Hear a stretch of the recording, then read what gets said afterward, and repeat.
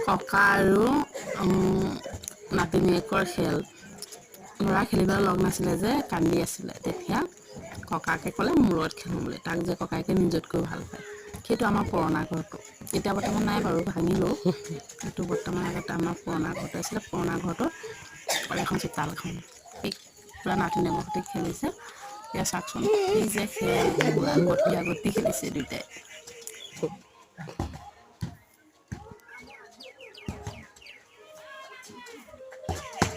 হয় সেইকাৰণে ভাল লাগে যে ল'ৰাৰ লগত দেউতাক নাথাকিলে কি হ'ল দেউতাকটো চাকৰি জেগাতে থাকে কিন্তু ককাকেইটাৰ লগত বহুত খেলে বা আনন্দ ফূৰ্তি কৰে তাক সেইকণ সময় দিয়ে